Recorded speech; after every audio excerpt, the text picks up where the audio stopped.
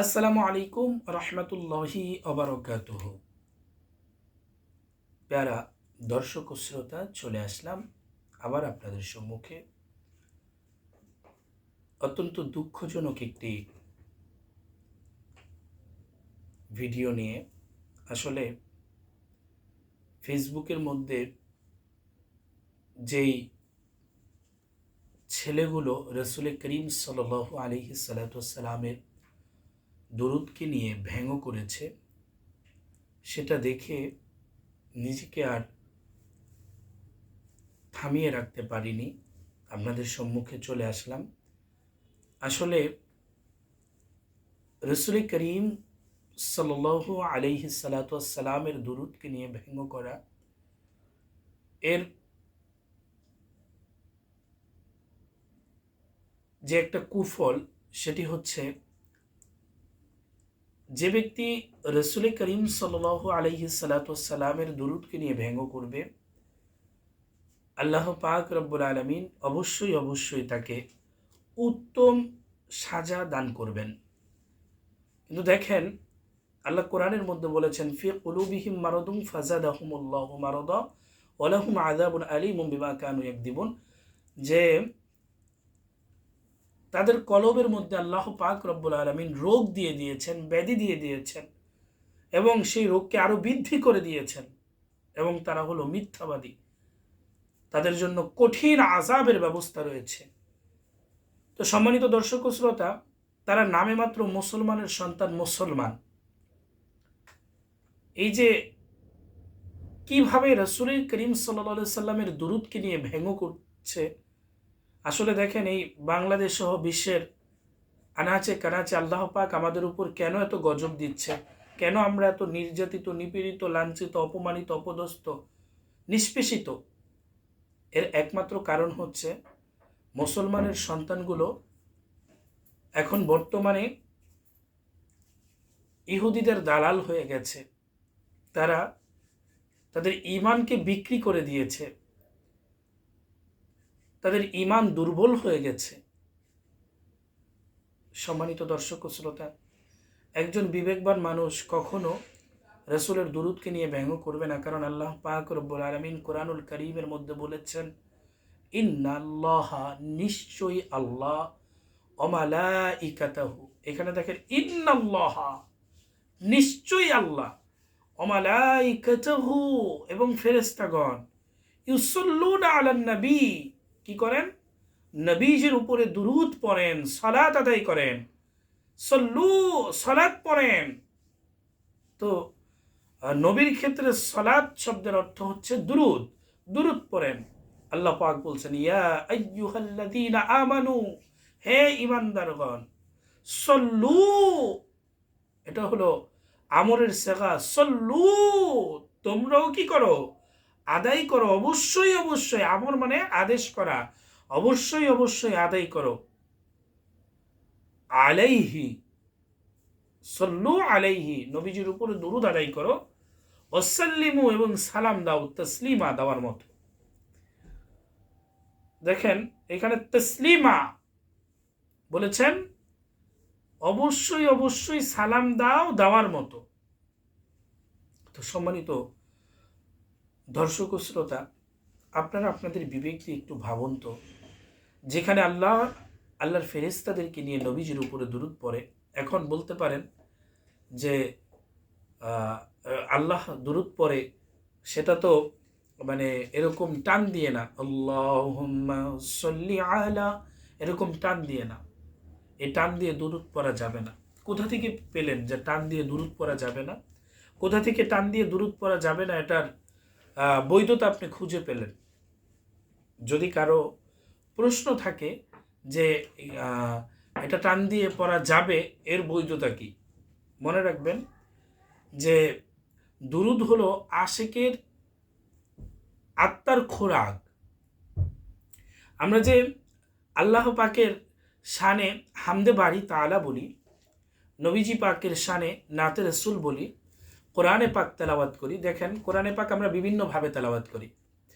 বিসমিল্লাহির রহমানির রহিম, ইন্নাল্লাহা ওয়া মালাইকাতাহু ইউসাল্লুনা আলান নবী ইয়া আইয়ুহাল্লাযীনা আমানু সাল্লু আলাইহি ওয়া সাল্লিমু তাসলিমা। এরকম করে আমরা কোরআন তেলাওয়াত করি সুর দিয়ে। তো সুর দিয়ে তেলাওয়াত করা এটা হলো মহাব্বত। মহাব্বতের জন্য কোনো দলিলের প্রয়োজন হয় না। অতএব নবীজির উপরে দুরূদ সুর দিয়ে পড়া, যদি টান গুন্না মাদ ঠিক থাকে, তাহলে এর জন্য কোনো দলিলের প্রয়োজন হয় না। তো সম্মানিত দর্শক ও শ্রোতা, আপনাদের সম্মুখে চলে আসলাম দুরূদের ফজিলত নিয়ে। আসলে মুখের কথা তো অনেকেই বিশ্বাস করে না বর্তমানে, সেজন্য দেখেন আল্লাহ রসুল সাল্লাল্লাহু আলাইহি সাল্লাতু ওয়াসসালামের উপর দুরূদ পড়লে হাদিসে কারিমার মধ্যে কি আছে? হাদিসের মধ্যে রয়েছে, মান সাল্লি আলাইয়া ওয়াহিদাতান সাল্লাল্লাহু আশারা সালাওয়াতি ওয়া হুত্তাত আনহু আশারা খতিয়াতিন ওয়া রুফিআত লাহু আশারু দারাজাত। হাদিস শরীফের মধ্যে আসছে, যে ব্যক্তি আল্লাহর রসুলের উপর একবার দুরূদ শরীফ পাঠ করবে, আল্লাহ পাক তার উপর 10টি রহমত নাজিল করে দেবেন। আল্লাহ পাক রব্বুল আলামিন 10টি গুনাহ মাফ করে দেবেন এবং 10টি মর্যাদা তার বৃদ্ধি করে দিবেন। শুধু তাই নয়, হযরত আবু তালহা রাদিয়াল্লাহু তাআলা আনহু থেকে বর্ণিত, তিনি বলেন, ইন্না রাসূলুল্লাহ সাল্লাল্লাহু আলাইহি ওয়াসাল্লাম জাআ যাতা ইয়াউমি ওয়াল বিশরু في وجهه فقال إنه جاءني جبريل فقال أن ربك يقول أما يرضيك أن يا محمد ألا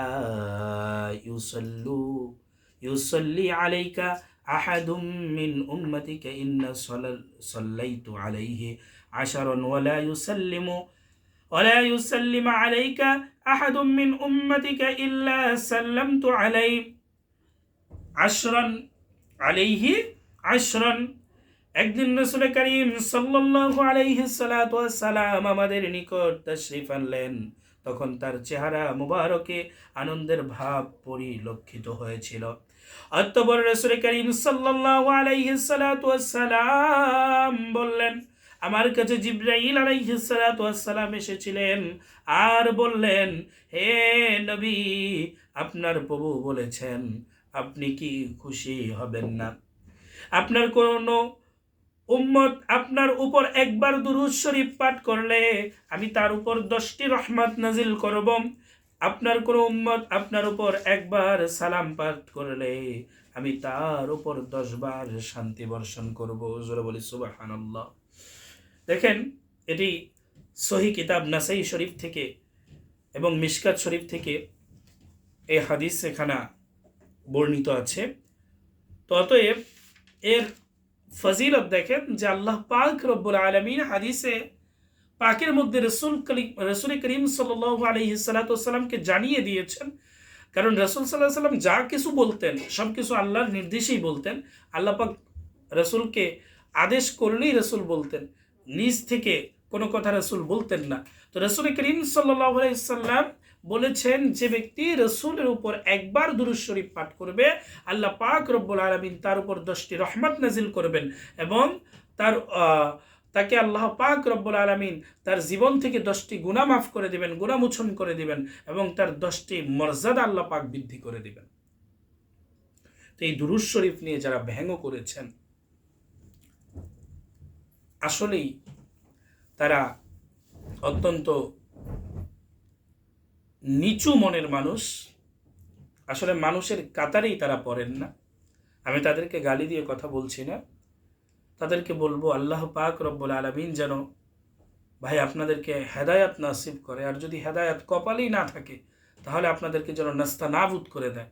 কারণ রাসূল করিম সাল্লাল্লাহু আলাইহি সাল্লামের শান ও মান আমার আল্লাহ পাক রব্বুল আলামিন মর্যাদা মান করে দিয়েছেন। আল্লাহ পাক বলেছেন, ওয়া রাফা'না লাকা যিকরাক, হে রাসূল আপনার জিকিরকে আমি বুলন্দ করে দিয়েছি। আর এই জিকিরকে নিয়ে, এই শানকে নিয়ে, দুরূদকে নিয়ে, সালামকে নিয়ে আপনি মস্করা করছেন। আপনার কি ব্রেনটের মধ্যে এতটুকু ক্যাচ করলো না যে আমি কাকে নিয়ে মস্কারা করছি, কার উপর দুরুদ নিয়ে মস্কারা করছি। সম্মানিত দর্শক ও শ্রোতা, আমি আমার দিক থেকে, আমার অবস্থান থেকে আমি এর তীব্র নিন্দা এবং প্রতিবাদ জানাচ্ছি। অবশ্যই অবশ্যই প্রশাসনের কাছে অনুরোধ থাকবে, যদি প্রশাসন তাদের এই ভিডিওটি দেখে এবং আমার ভিডিওটি দেখে, তাদের কাছে অনুরোধ থাকবে অবশ্যই অবশ্যই তাদেরকে আইনের আওতায় আনা হোক, যাতে আর কোনো যুবক কোনো অনুষ্ঠানের মধ্যে এরকম রসুলের দুরূদকে নিয়ে ব্যঙ্গ করতে না পারে।